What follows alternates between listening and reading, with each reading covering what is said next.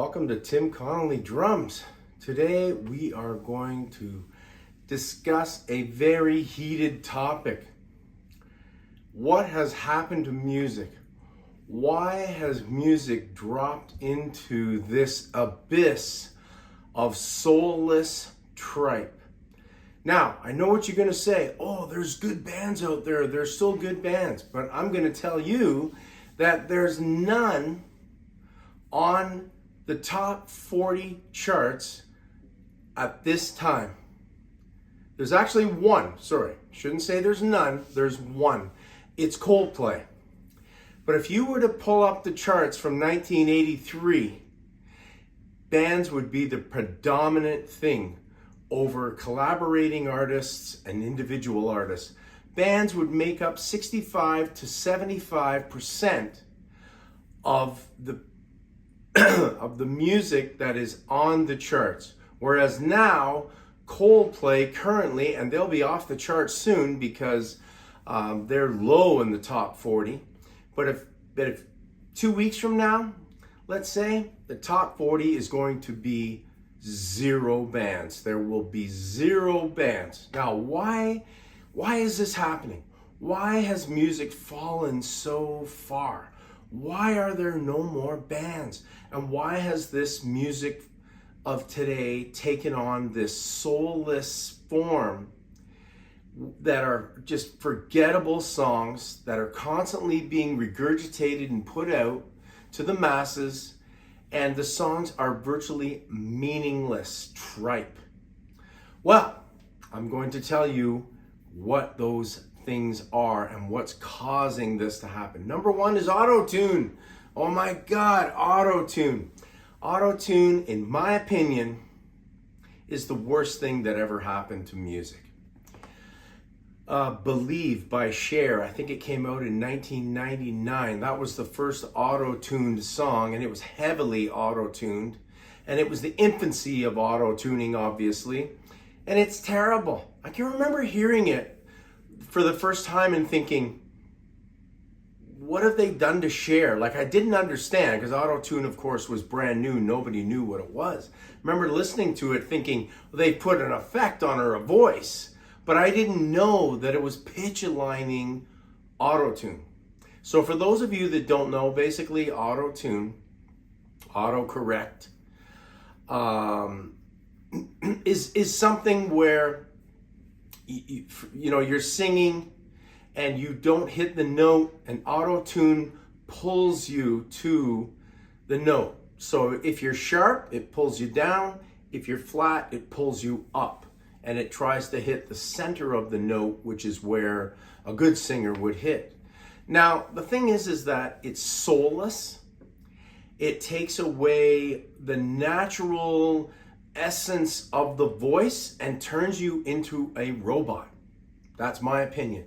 Recently, I've been watching these videos where a guy takes someone that can't sing, puts them in the studio, sets them up so that they're singing a song, and then he puts them on YouTube. And does it sound good? Can we auto-correct this non-singer to sound good? Well, the answer is no. It was terrible without auto-tune. And in my opinion, yes, this person might have been pulled to the notes, snapped into the notes, but it still sounded terrible because they didn't put the soul into it. You know, sometimes when you hold a note, when an artist holds a note, or the note has vibrato, or when the note has natural incursions from their vocals, all that's missing with somebody that doesn't know how to sing, and you can't add that in. Yes, it pulls you to the note, but it doesn't have that, you know, like Whitney Houston, that whole thing that she had where she could hold those notes and vibrate her vocal cords and create incredible vibrato, incredible enunciation, you know, all that is missed in autotune. So when these people talk about how they think that they can take anybody and get them to sing, I know that there's a lot of singers that are big in the market now that aren't really that great live, and unless they're using auto-tune live as well, they sound pretty bad. That is absolutely true. It's quite common, without a doubt. But when I watched these videos, I just thought, there's no way. It was just terrible. And it set me off. It set me off. And I just thought, I gotta do a video on this and give my 2 cents, because this is a hot topic for me. You don't have to agree with me. I'm not getting on here and trying to get an army of auto-tune people, but let's be honest, it really, really has affected the industry in a negative way. Now, this being said, it's used live and in the studio. I know tons and tons of bands. The Eagles use auto-tune live, and that people are shocked when I tell them that, because the Eagles are notorious for being excellent singers. And they are excellent singers. However, they're not exactly young guys anymore, and they have a hard time hitting those particular notes. Now, in the old days, what bands would do when they couldn't hit the notes is they would drop it down a half step or maybe even a step, depending on, the song and how far they're willing to go. Because if they drop it down below a step, well, now we're into a completely different key and we got a problem, because it's going to sound totally different. But a half step is the most common change that artists do and singers do to at least allow them to hit the notes that maybe they just can't hit anymore. Now that's all changed. Artists don't necessarily drop down a half step or a step, because now they're using auto-tune live as well as in the studio. Now, there's pop music, it's absolutely rampant. There isn't a song out right now by a hip-hop artist, a rap artist, to some degree, if they're singing, a pop artist. They're all using auto-tune. It's also infiltrated into rock music. It's also infiltrated into country music. It's in Latin. I mean, it's everywhere. It's in every style of music. I think the only people probably not using it is heavy metal artists. But I could be wrong. I would be very upset if I heard that heavy metal artists are using auto-tune. Or how do you auto-tune this?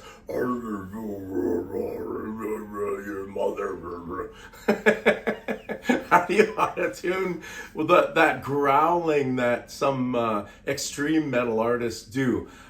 I'm hoping that they're not auto-tuning that to the depths that they go and with those notes, those low notes that they hit, but who knows? But I do know this. I myself have been in many, many band situations where the singers are using auto-tune live, and I keep my mouth shut. As much as it hurts me, I keep my mouth shut. Plus, I've been on many, many recordings, once again, where they use auto-tune. Also in the recordings, I'm guilty of being part of the whole thing, because it's completely unavoidable. You want to work? You're going to have to put up with this. But I still believe that it's killed music. Now, the other thing that I think is killed music is quantizing of beats, whether they be quantized to 8th notes or 16th notes. Those are the most common. And for those of you that don't know what quantizing is, it's also known as beat correction or snapping to grid. It's the process of shifting and aligning the transient waveforms to a predetermined grid. So for example, aligning the transients, which is the initial attack of each hit, this is studio talk, of the kick and snare drum to 8th notes or 16th notes is a form of quantization. So quantization is basically lining everything up with, the 16th note or the 8th note perfectly. Now, I watched a Rick Beato video that he put out where he quantized 2 Led Zeppelin songs, which were not even played to a click. They weren't even played to a click back in the day. It was Bonham just doing his Bonham thing.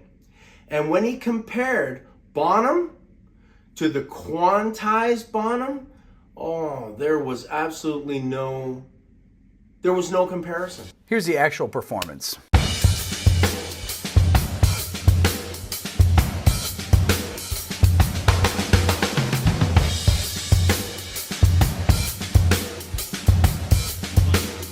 Here's the quantized performance.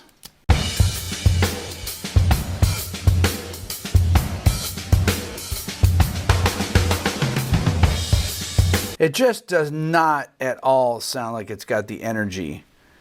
That looks pretty on. This, I mean, if I were to be really picky about this, and this would actually be moved back just a little bit, and this has got to be moved up a little bit, so it's a little bit more. One more time. I'm going to play it with a click.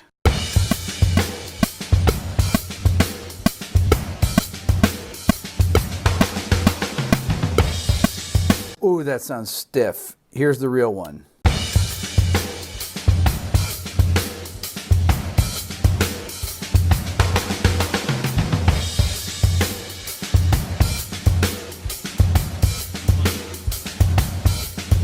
There's really no comparison between the two. The quantized version, especially because it's triplet based, sounds so stiff.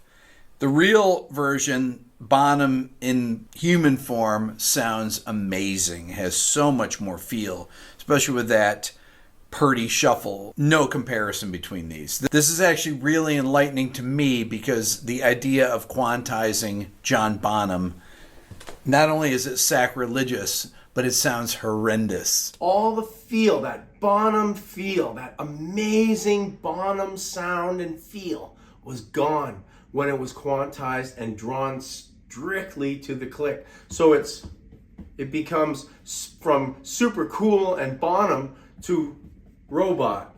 That's basically what it shifted it to. I mean, like I said, I played in the studio, I played to a click. I don't have a problem with playing to a click. But what they do with the click is they quantize it so that every hit lines up perfectly. If you want to be a studio drummer, these are the things you have to tolerate. It really bothers me. The other thing that really has bothered me, and I know you guys are going to say, oh, you're just an old guy and this is an old man talking. Well, maybe. But all of you guys that are drummers that understand this, I really don't like drum machines. And I don't like the way drum machines have evolved to just a guy on a keyboard. A guy on a keyboard punching out drum beats. Of course, it's perfectly aligned. It's already pre-quantized as long as he's using a drum machine that has it's set. Now with a keyboard, he still has to play in time, but when you're playing with a drum machine, it's already set up. The time is already set up. You just punch it in how fast you want to move it. So drum machines, the birth of the Linn drum, back in 1979, I think, was the first drum machine. If you listen to the early new wave stuff, which I really love actually, but it's all done with the same drum machine.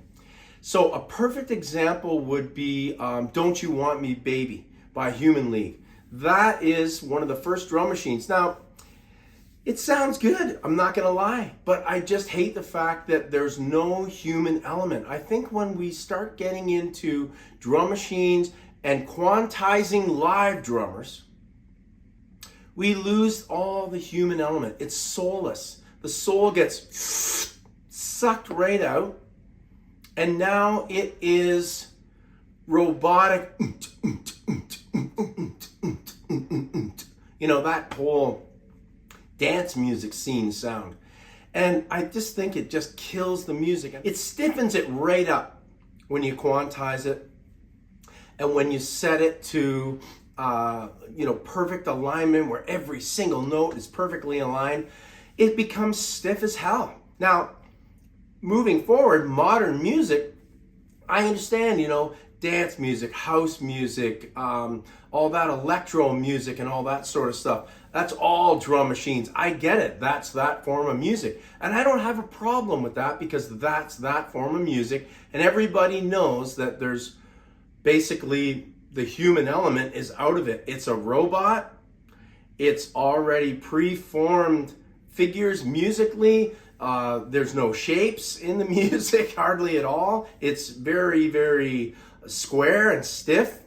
But people that like that music, I'm pretty sure they already know that and they accept it. Now, listen to Neil Young. Every instrument is live, off the floor. Nobody played with a click. Neil Young's recordings. Funny, I'm mentioning Neil Young because I played in a Neil Young tribute band, and we actually played with a click, but it was really hard to line up the click against the Neil Young song because he didn't use a click. So the waves, for those of you that work with Pro Tools and understand Pro Tools, the waves were not lining up with the click. Same thing when Beato was trying to line up and quantize the John Bonham hits. Bonham was shifting. He was not perfectly in time. But that's the human element. That's what makes it sometimes so cool, is the human element. When you remove the human element, it becomes robotic. Now, here's my last one. And this one is the one that I think is starting to kill music, and it's absolutely going to destroy music 100%. I'm positive. AI. AI can write you a song right now. AI can provide you with everything that you need, and it can even make the songs. You can edit it. You can tear the instruments apart, and you can edit it so that you have yourself a falsely made tune, and then you can take it apart and edit it, and then it's just fake. It's absolutely fake music. The whole process of mixing it and editing it and putting it all together, it's all a fake process. The mixing portion is also done by the AI. There's not even a human ear involved in terms of when you're mixing a tune and you're listening and you want to get the right sound. I'm going to bring that hi-hat up a little bit. I'm going to bring that bass down. I'm going to bring the backup vocal up a little bit. I'm going to do this. I'm going to do that. Every element of mixing is an art, and it's done by guys with great, great, great ears. And then the mixing and then the mastering process is also done. Sometimes it's done by the same person, but quite often when the mastering is done, it's done by a different person. So I've never liked a lot of compression in music. Again, these are all studio terms. I'm not here to explain everything, but compression basically raises the volume, and everything it's compressed like crazy music now. As a matter of fact, my wife was playing a song the other day, and she played me this song, and it was an old song, and I listened to it, and then right after that song ended, another song came on, and the volume went way up. And my wife says, "Did that just get louder? How did that get so much louder?" And I said, "It's compression. The volume did not change, but the newer song, because this was a 2024 song she was playing me, the second one. The second song has this thing is compressed like crazy." I'm frustrated. I can't get the words out because I'm just so disappointed with the way that music is going. A grid alignment, quantum loops, snapping to grid, beat correction, auto-tune, AI. What happened to us sitting with a guitar and a tambourine or a drum kit and a bass and a singer and just banging the tunes out? What happened to that? What was wrong with that? Nothing was wrong with that. That was the best music. Now, like I said, using the click has actually been around for a long time, since the 60s. I don't have a problem with using a click to try to get all the instruments and all the people to line up and everything is sounding good, especially when you want, let's say you put the click, the guitar, the bass, and a keyboard. Let's say you put all that to a click. Then you want to overdub a tambourine, or you want to overdub conga, bongos, whatever. It's got to be the click so that you can do those overdubs. I get that. I don't have a problem with that because at least it's real instruments. Everybody's real. It's a real tambourine. It's a real conga drum. It's real bongos. And it's a human being playing that tambourine, playing the bongo and the conga, whatever. The human element was there. And if you listen to, again, this is an old guy talking to the clouds. Well, yeah, it is a little bit, but it's not. And I'll tell you why it's not, because if you listen to music of the 60s, 70s, 80s, even into the 90s, there's heart, there's soul, there's taste. You know, there's so many great songs. And then 1999 comes along and it all started with autotune. It actually started, let me rephrase that. It actually started with drum machines. I think that was the beginning of the end. Now, understand, I don't hate drum machines. I remember Dom Famulero telling me to move with the times. Don't be stuck in a time and not be able to move forward because you're going to be left behind. And he was 100% correct. And I understood that, and I still understand that. But studio work for professional drummers like myself has really diminished. You know, you get the odd rock band or the odd band that I get a call to go into the studio, but I just don't get the work like I used to. Could you imagine Hal Blaine, who is one of the busiest studio musicians of all time? Could you imagine if drum machines and AI and all this stuff had been around back in his time? Man, the guy would have been out of the job in a heartbeat. And he was the greatest. He was the greatest studio drummer of all time, Hal Blaine. If you don't know him, check him out. He was in the Wrecking Crew, played on all the Beach Boys, all the Monkees, every famous tune in the 60s and 70s, Hal Blaine was the drummer. So he was playing to a click a lot of the times, yep, but he was not playing to necessarily the quantizing loops and stuff. That's another thing. And I witnessed this in the studio, and it's disheartening. A guitar player will come in, he'll play 2 bars of something, and then they just cut it and loop it on Pro Tools. So let's say he's got to play a 16-bar part times 2, so a 32-bar part. In reality, he only plays 2 bars and they loop it. Sometimes it happens in drums too. You play a couple bars, you get it perfectly to time, and then they say, oh yeah, we don't need you to play the rest of the tune, we'll just loop that. And it's like, it's disheartening because I want to play like the old days, the beginning of the tune to the end of the tune. And if it takes 100 takes, it takes 100 takes. I don't care about having to cut parts out and then putting a 2-bar loop in for 16 or 32 bars. It's just disheartening. And I'm really upset the way that things have gone. There's nothing I can do to change it. And like Dom said, just move with the future. But I just see music now is just an absolute, it's gotten so bad, it's a disgrace. I just don't know what to say anymore about this, guys. I'm just not happy with this AI thing. Mark my words. AI is going to kill music. Anyways, on that happy note, thanks very much for watching. Let me know your comments, what you think about what I've said today. And if you agree or disagree, you can always disagree. I don't have a problem with that. Everybody has their own opinion. But please understand, these are my opinions. And my opinions, having worked in this industry for over 40 years. Thanks very much for watching. And as always, keep drumming. See ya.